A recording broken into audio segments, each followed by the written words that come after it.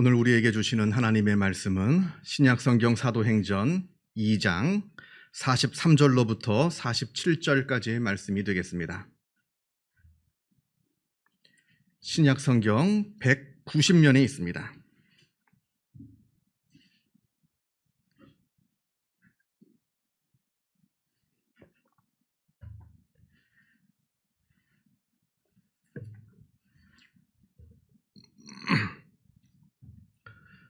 사도행전 2장 43절로부터 47절까지의 말씀을 봉독합니다. 이 계시의 말씀을 봉독할 때에 살아계신 하나님의 음성을 다 함께 들으실 수 있기를 바랍니다. 사람마다 두려워하는데 사도들로 말미암아 기사와 표적이 많이 나타나니 믿는 사람이 다 함께 있어 모든 물건을 서로 동용하고 또 재산과 소유를 팔아 각 사람의 필요를 따라 나눠주며 날마다 마음을 같이하여 성전에 모이기를 힘쓰고 집에서 떡을 떼며 기쁨과 순전한 마음으로 음식을 먹고 하나님을 찬미하며 또 온 백성에게 칭송을 받으니 주께서 구원받는 사람을 날마다 더하게 하시니라. 아멘. 소망세움교회가 창립한 지 벌써 5년이 되었습니다. 지난 5년을 되돌아보면 아까 문동철 집사님께서 기도하신 것처럼 모든 것이 다 하나님의 은혜였다, 이렇게 고백할 수밖에 없습니다. 물론 5년 전에 처음 교회를 개척할 때도 그때도 참 하나님의 은혜를 경험했고요. 그래서 제가 농담으로 다른 목사님들한테 하나님 잘 믿고 싶으면 개척하라, 정말 믿음 좋아하신다고 할 정도로 하나님의 도우심을 경험하는 그 개척 기간 과정이었고요. 또 지난 코로나 시기, 물론 아직 끝난 건 아닙니다만 그래도 지난 2년 반이라고 하는 긴 코로나 시기를 그래도 잘 버텨서 이렇게 5주년 이렇게 하나님께 감사 예배를 드릴 수 있게 된 것, 이 자체가 하나님의 은혜가 아니라 말할 수 없습니다. 어느 날 제 친구 목사님이 제게 전화를 했습니다. 전화를 해가지고 대뜸 아직도 안 망했냐고. 그래서 제가 아직 안 망했다 그랬습니다. 물론 진짜 망하라고 한 얘기는 아니고요. 농담이죠. 농담입니다. 그만큼 지금이 어려운 시기라 하는 얘기를 농담으로 한 얘기고, 저도 이제 그것을 알기 때문에 또 그게 반어법적인 응원의 메시지인 줄 알기 때문에 제가 웃으면서 그렇게 대꾸했던 그 기억이 있습니다. 지난 5년이라고 하는 시간 중에 무려 코로나로 2년 반을 보냈습니다.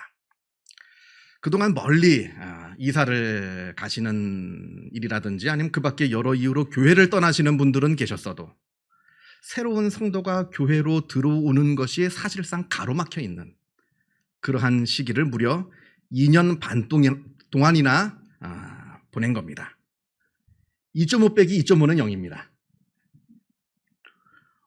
5주년을 맞이하는 지금이 바로 제로 베이스에서 다시 초심으로 돌아가야 하는 시기가 아닌가 하는 생각을 해보았습니다. 산에서 내려오다가 길을 잃으면 내려왔던 길을 다시 거슬러 올라가서 그 원점으로 돌아가라 합니다.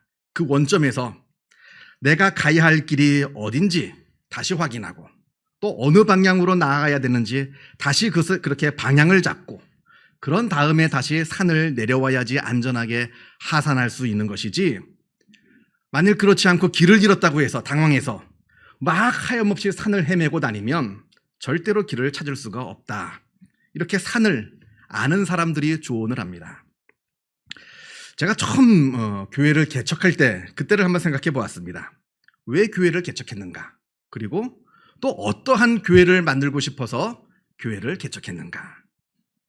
단순했습니다. 하나님께서 기뻐하시는 교회, 이 한 가지, 이것만이 이 교회를 개척하는 목표였고 제 꿈이었습니다. 그래서 우리 교회 주보를 보면 기도 제목이 있는데 거기에 하나님께서 기뻐하시는 교회가 되게 해달라고 이렇게 기도 제목이 적혀 있고요. 또 이제 새벽마다, 새벽 기도 때마다 기도할 때 꼭 그 기도 제목을 제가 놓고 기도를 합니다. 우리 교회가 하나님의 기쁨 되어 드리는 그러한 교회가 되게 해달라고 이렇게 꼭 기도를 합니다. 우리 성도님들 중에서 코로나 기간이 하도 길고 그러면서 이제 줄어드는 교회가 떠나시는 분은 많고 새로 오시는 분은 없으니까 좀 조급한 마음들이 좀 생기시는 것 같아요. 교회를 사랑하니까. 그래서 교회의 어떤 성장이나 부흥을 놓고 또 기도하시고 또 염려하시는 우리 성도님들이 이제 계십니다. 그런데 교회 성장, 교회 부흥이라고 하는 방법, 교회를 부흥시키는 방법은 아주 간단합니다. 굉장히 쉬워요. 그건 바로 교회가 좋은 교회, 교회다운 교회, 본질을 지키는 교회가 되면 교회는 다른 노력을 하지 않아도 저절로 성장하고 저절로 부흥하게 되어 있습니다.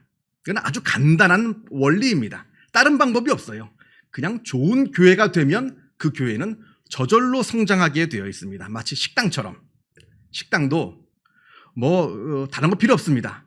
그 식당에서 만드는 음식이 맛이 있으면 저절로 장사가 잘 됩니다. 그렇죠? 무슨 이벤트를 벌이고 할인 행사를 하고 무슨 광고를 하고 별짓을 다 해도 그 식당이 맛이 없으면 아무도 가지 않는 것이고 광고도 하지 않고 심지어는 간판도 없는데, 여러분들도 그런 식당들 하나씩은 알고 있을 겁니다. 심지어는 간판도 없어요. 아무도 알지 못하는 저 구석에다가 식당을 차려놨는데도 음식이 맛있으면 어떻게 사람들이 귀신같이 알고 거기에 줄 서서 그 음식을 먹는 걸 우리가 잘 그런 식당들을 알고 있는데, 그런 겁니다. 왜냐하면 식당의 본질은 음식에 있기 때문에 그러합니다. 그리고 좋은 음식을 대접하는 식당, 그런 좋은 식당이 되면 그 식당은 저절로 손님으로 가득하게 되어 있다 하는 겁니다. 교회도 마찬가지입니다. 좋은 교회, 교회다운 교회, 본질을 지키고 있는 교회라면 그 교회는 특별하게 딴 거 할 필요 없어요. 가만히만 있어도 그 교회는 저절로 부흥할 수밖에 없는 겁니다. 오늘 우리가 사도행전 2장 말씀을 보았는데 47절에 주께서 구원받는 사람들을 날마다 더하게 하시니라. 하나님이 하시는 겁니다. 교회의 성장은 하나님께서 해주시는 겁니다. 우리 인간이 하는 게 아닙니다. 교회의 성장과 부흥은 하나님이 하시는 것이지 무슨 굉장한 전략을 짜고 인간적인 노력을 기울이고 해서 우리가 달성하는 것이 아니라는 겁니다.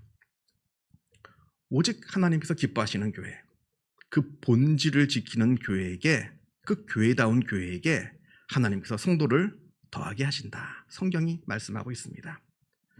그래서 여러분, 우리 교회가 아직 성장하지 못하고 부족한 부분이 있다라고 한다면 그건 우리 교회가 아직 좋은 교회가 되지 못했기 때문에 그런 겁니다. 그 반증이에요. 다른 이유가 없습니다. 우리 교회가 아직 성장되지 못했다면 우리 교회는 하나님께서 보시기에 아직 좋은 교회가 되지 못했다고 하는 반증이 되는 겁니다. 아주 뼈아픈 반성이죠. 우리가 이걸 생각해야 되는 겁니다. 왜 우리 교회에 교인들이 오지 않을까? 이걸 생각하는 것이 아니라 왜 우리 교회는 아직 하나님께서 보시기에 좋은 교회가 되지 못했을까? 이 본론적인, 근원적인 고민을 해야 된다는 겁니다. 그래서 어떻게 하면 우리가 교회에 어떤 많은 성도들을 오게 할까? 어떻게 하면 우리 교회에 성도를 가득 차게 할까? 성도를 늘릴까? 이것을 놓고 우리가 고민하고 기도하는 것이 아니라 오히려 반대로, 그러면 그럴수록 우리는 어떻게 해야 우리 교회가 정말 좋은 교회, 정말 교회다운 교회, 하나님께서 정말 기뻐하시는 교회로 만들 수 있을 것인지, 이것을 아주 근원적인 고민을 해야 되는 것이고 근원적인 기도를 해야 된다. 이것을 말씀드립니다. 이게 우선입니다. 미국의 크리스토퍼 스미스라는 분과 존 패티슨이라고 하는 분이 공동으로 저술한, 이분은 목사님도 아니에요. 평신도입니다. 슬로우 처치라고 하는 책이 있습니다. 우리나라 말로는 슬로우 처치, 슬로우 처치가 아니라 슬로우 처치라고 되어 있는 책입니다. 한번 읽어보시면 좋을 것 같아요. 이 책에서 지금 미국을 중심으로 하고 있는 대형 교회들을 비판하면서 과연 교회의 참된 본질이 무엇인가? 어떻게 하면 교회를 교회답게 만들 수 있는가? 이것을 고민하면서 해법을 제시한 그런 좋은 책입니다. 기존의 교회들, 특히 이제 미국에 있는 대형 교회들이 언제부터인가 효율성, 측정 가능성, 예측 가능성, 통제성을 중요시하고 있는 맥도날드, 햄버거집 맥도날드처럼 변해가고 있다, 이렇게 말합니다. 교회가 복음을 증거하면서 세상의 빛과 소금의 역할을 감당하는 그 본질적인 역할을 잘 감당하는 것이 아니라 교회가 상업화되고 기업화되고 있는 작금의 교회의 현실을 바라보면서 교회가 근원적인 데서부터 본질적으로 바뀌지 않으면 안 된다, 이렇게 주장을 합니다. 이 책에서 좋은 교회라고 하는 것은 교회 안에서 세 가지의 만남이 있어야 한다 이렇게 말합니다. 우선은 하나님과의 만남입니다. 교회는 우리가 하나님을 만나는 곳입니다. 다른 곳이 아닙니다. 특별히 예배를 통해서 우리가 하나님을 만나야 되는 겁니다. 제가 여러분께 한번 여쭙겠습니다. 한번 마음속으로 대답해 보세요. 여러분은 예배를 통해서 정말로 하나님을 만나고 계십니까? 그냥 남들이 그런다니까, 예배는 하나님을 만나는 시간이라고 남들이 그러니까 그런가 보다 이렇게 머릿속에서만 그렇게 알고 믿는 것인지, 아니면 정말 여러분 가슴속에서, 마음속에서 예배를 통해서 하나님을 만나고 계신지 한번 우리가 우리 자신을 되돌아봐야 하는 겁니다. 정말로 나는 하나님을, 예배를 통해서 하나님의 임재하심을 느끼고 있는가? 우리가 하나님의 임재하심을 느끼는 방법, 초신자 때는 보통 이럽니다. 내 기도가 응답됐을 때. 이상하게 초신자 때는 기도 응답이 잘 돼요. 다 경험해 보셨을 겁니다. 하나님께서 내가 기도할 때마다 그 기도를 들어주십니다. 그 기도 응답을 통해서 야, 정말 하나님이 계시나 보다. 진짜 하나님은 살아계시나 보다. 그걸 우리가 그 하나님의 임재하심을 느끼게 되다가, 그러다가 우리의 신앙이 깊어지고 자라나고 성숙해지면 그 기도 응답뿐만 아니라 오히려 하나님을 깊이 묵상하고 기도할 때, 뭐 꼭 기도가 응답되어서가 아니라 기도 그 자체만으로 하나님의 임재하심을 느끼게 되는 겁니다. 무엇보다 특별히 예배를 통해서 하나님의 임재를 우리가 경험하게 됩니다. 자, 그렇다면 어느 게 더 좋은 임재이냐, 임재 경험이냐? 내가 하나님께 기도해서 하나님께서 내 기도 응답을 들어주시는 그 경험이 더 강렬하고 더 좋은 하나님의 임재의 경험이냐? 아니면 그것과는 상관없이 내가 깊이 기도하고 묵상하고 예배드리는 것을 통해서 하나님을 만나는 것이 더 좋은 임재 경험이냐라고 볼 때 후자라는 겁니다. 왜냐하면 기도 응답은 매번 되지 않아요. 그죠? 매번 되지 않습니다. 그리고 설령 기도 응답이 됐다 한들 그때 그 감사와 감격은 오래가지 못합니다. 일시적이에요. 금방 잊어버립니다. 그런데 우리가 깊이 하나님을 묵상하고 하나님께 깊이 기도하면서 또 예배를 통해서 하나님을 만날 수가 있다면 우리는 언제든지 하나님을 경험하게 되는 겁니다. 그냥 기도하면 되거든요. 묵상하면 되거든요. 와서 예배드리면 되거든요. 그때 하나님을 만날 것이 더 성숙한 하나님의 임재 경험이고 하나님을 만나는 그러한 귀한 시간이라고 하는 겁니다. 그래서 예배가 중요합니다. 그래서 좋은 교회란 다른 거 없습니다. 예배가 살아있는 교회가 바로 좋은 교회입니다. 예배 시간에 성도들이 하나님을 직접 만나고 경험하는 그 놀라운 경험이 매 주일 예배마다 이루어지는 교회가, 그 교회가 바로 진짜 좋은 교회입니다. 어떻게 하면 그렇다면 우리가 예배 때 하나님의 임재하심을 경험하게 되느냐? 이것도 아주 쉽습니다. 쉬운데 안 해서 그렇습니다. 쉽습니다. 예배의 본질을 깨달으면 됩니다. 예배가 뭡니까? 하나님께 경배하는 거죠. 내가 하나님께 경배하는 겁니다. 그게 바로 예배의 본질입니다. 예배에는 많은 순서가 있습니다. 찬양도 있고 기도가 있고 설교도 있고. 그런데 이 많은 예배의 순서 중에 뭐 하나를 꼽으라고 할 수는 없습니다만, 그래도 굳이 뭐가 제일 중요하냐라고 물어볼 때 제일 중요한 것은 찬양입니다. 내 입술로 직접 부르는 하나님에 대한 찬양. 왜냐하면 이것이 예배란 경배라고 하는 것은 그 정의와 가장 유사하기 때문에 그러합니다. 내가 내 입술로 하나님을 찬양하는 것, 이게 진짜 예배의 본질이라고 하는 겁니다. 사실 설교 시간에 졸아도 돼요. 졸린 건 어떡합니까? 졸린 건 내 맘대로 안 돼요. 졸린 겁니다. 그냥 저절로 되는 겁니다. 이건 내가 통제할 수 있는 게 아니에요. 그냥 조세요. 괜찮습니다. 그것 때문에 너무 또 누가 옆에 존다고 또 푹 찌르면서 왜 존냐고 할 필요도 없어요. 졸린 걸 어떻게 해요? 조는 겁니다. 근데 내가 할 수 있는 게 있어요. 하나님께 찬양하는 겁니다. 온 마음을 다해서 찬송을 부르는 겁니다. 이때 내가 하나님을 만나게 되는 겁니다. 찬양 중에서도 예배의 첫 번째 부르는 찬양, 보통 대부분의 교회는 첫 번째 찬송을 경배 찬송으로 부릅니다. 우리 교회도 마찬가지예요. 첫 번째 찬송은 하나님을 경배하는 찬송입니다. 이 첫 번째 찬송을 놓치면 아무리 설교 시간에 은혜 받아도 그날 예배는 꽝입니다. 근데 첫 번째 찬송만 내가 온 마음을 다해서 하나님을 찬양했다라고 한다면 예배 시간 처음서부터 끝까지 설교 시간 처음서부터 끝까지 다 졸아서 무슨 설교인지 기억이 하나도 안 나도 그게 바로 은혜 받은 예배이고 하나님을 만나는 예배가 되는 겁니다. 그게 바로 이게 진정한 예배라고 하는 거예요. 내 입술로 하나님을 찬양하는 시간. 이게 바로 예배의 본질입니다. 자, 둘째로 우리가 교회에서 만나야 되는 두 번째 만남은 성도들 간의 만남입니다. 성도와 성도가 만나는 시간이에요. 우리 기독교는 철저하게 공동체적인 성격을 띱니다. 그래서 코로나 때도 참 힘들었던 이유가 다른 종교는 그냥 혼자서 그냥 기도하면 돼요. 근데 우리 기독교 신앙은 함께 모여야 되는 공동체적인 성격을 띠고 있습니다. 그래서 참 코로나 때 힘든 겁니다. 떨어져서는 내 신앙이 성장되지 않습니다. 모여야 내 신앙이 성장이 됩니다. 그래서 히브리서 10장을 보면 모이기를 패하는 어떤 사람들의 습관과 같이 하지 말라 이렇게 말씀하신 이유도 기독교 신앙이란 본질적으로 공동체적인 성격을 띠고 있기 때문에 그러합니다.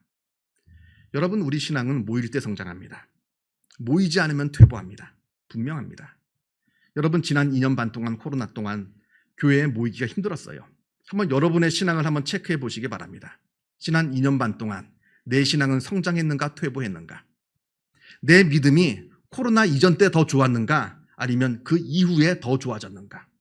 아마 대부분의 성도들은 그 이전이라 답할 겁니다. 왜냐하면 모이질 못했거든요. 모이질 못하니까 우리의 믿음이 자라나지를 못했던 겁니다. 물론 교회에 모이는 것 꼭 유쾌한 것만은 아닙니다.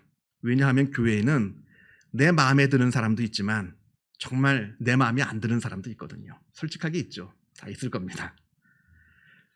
그러나 그럼에도 불구하고 내 마음에 들지 않는 사람조차도 내가 사랑하는 법을 배우면서 그러면서 그 사람을 위해서 내가 기도하고 마음에 들지 않지만 그 사람을 도와주고 내가 낮아져서 그 사람에게 내 섬김의 도를 다하고 이러한 사랑의 모습을 내가 배우고 실천할 때 그때 우리의 믿음이 자라나는 겁니다. 나 혼자 골방에서 기도할 때도 자라나지만 그것보다는 내가 교회 안에 모여서 다른 사람을 섬기며 사랑할 때 그때 내 믿음이 자라나게 되는 겁니다. 오늘 우리가 사도행전 2장 나오는 이 교회는 예루살렘 교회입니다. 최초의 교회, 마가의 다락방에서 생긴 그 최초의 예루살렘 교회의 모습이 나오는데 성전에 모이기를 힘썼다고 합니다. 그 어려운 때도 박해받는 때도 성전에 모이기를 힘썼습니다. 성도들 간에 서로 사랑하는 모습이 있었다고 합니다. 이 사람들이라고 왜 교회에서 싫어하는 사람이 없었겠어요? 왜 이분들이라고 교회에서 마음에 안 드는 사람이 없었겠습니까마는 그럼에도 불구하고 사랑을 했습니다. 마치 나 자신처럼 내 모든 것을 다 주어서 사랑했습니다. 내가 받은 사랑을 깨달으면 이렇게 사랑할 수가 있는 겁니다. 근데 내가 받은 사랑을 깨닫지 못하면 사랑할 수가 없습니다. 이분들이 이렇게 사랑했다는 얘기는 그만큼 받은 은혜가 많았다는 겁니다. 그러니까 하나님께서 이 교회에 날마다 구원받는 자들을 더하여 주셨다 이렇게 말씀합니다. 자, 세 번째 우리가 교회에서 만나야 되는 대상은 바로 나 자신입니다. 나 자신. 성숙한 신앙인이란 그냥 밖을 향해서 주시옵소서 주시옵소서만 외치는 그 신앙인이 성숙한 신앙인이 아니라 신앙이 성숙하면 성숙할수록 내 자신을 들여다보는 것이 더 성숙한 신앙의 모습이 되는 겁니다. 깊은 기도, 깊은 말씀의 묵상을 통해서 나 자신을 들여다보는 겁니다. 여러분들 한번 여러분 자신을 늘 들여다보세요. 공통적으로 내가 내 자신을 들여다볼 때 내가 제일 먼저 볼 수 있는 것은 뭐냐면 나의 죄악된 모습입니다. 내 죄. 그게 제일 먼저 발견돼요. 그건 모든 사람이 다 똑같습니다. 나 자신을 들여다보는 그런 성숙한 신앙을 하면 제일 먼저 발견되는 나의 모습은 나의 죄된 모습, 죄악된 모습이 발견됩니다. 보통 사람들은 이것을 눈 감습니다. 묻어둡니다. 쳐다보지 않으려 합니다. 불쾌하거든요. 불편하거든요. 그러나 믿음의 사람들은 그것을 똑바로 직시합니다. 간혹가다 제가 여러 번 말씀을 드렸습니다만 나는 죄를 진 적이 한 번도 없다. 나는 일평생을 정말 정직하게 똑바로 산 사람이라 말하는 분들을 우리가 가끔 보게 됩니다. 대단한 삶을 사신 것처럼 보입니다만 아닙니다. 그분들은 죄송하지만 자기 자신을 한 번도 진지하게 들여다본 적이 없는 분입니다. 그러니까 그렇게 용감하게 이해할 수 있는 거예요. 대단한 사람 아닙니다. 미성숙한 사람이란 얘기입니다. 자기 자신을 들여다본 사람은 자기가 죄 있는 줄 압니다. 내 죄를 발견하게 되면, 내가 죄인인 것을 발견하게 되면 그때 무슨 현상이 벌어지느냐? 그때 가야 하나님의 은혜가 깨닫게 되는 겁니다. 나 같은 이 쓸데없는, 이 부족한 죄인을 사랑하시는 그 하나님의 은혜를 그제서야 깨닫게 되는 겁니다. 나를 벌주지 아니하시고 나를 더럽다 내치지 아니하시고 그럼에도 불구하고 나를 하나님의 자녀로 삼아주신 그 하나님의 놀라운 은혜를 그제서야 우리가 바로 깨닫게 되는 겁니다. 이게 믿음인 거예요. 여기서 우리의 믿음이 시작되는 겁니다. 뭐 대단한 것이 믿음이 아니라 내 죄를 깨닫는 그 순간부터, 그러면서 하나님의 은혜를 깨닫는 순간부터 내 믿음이 생기기 시작하는 것이고 발전하게 되는 겁니다. 그렇게 되면 내가 다른 사람을 사랑할 수가 있어요. 나 같은 자도 용서받았는데 내가 왜 저 사람을 용서 못합니까? 나에게 베풀어 주신 그 놀라운 은혜, 내가 미워하는 저 사람에게도 하나님께서 베풀어 주셨다는 것을 알게 됩니다. 그러니까 그 사람을 사랑할 수밖에 없죠. 그러니까 하나님을 만나고 내 성도들을 만나고 나 자신을 만나고 이 세 가지의 만남은 결국엔 다 하나입니다. 다 연결되어 있는 겁니다. 이러한 만남을 갖는 교회에서 이러한 만남을 가질 수 있는 교회가 좋은 교회라고 하는 겁니다.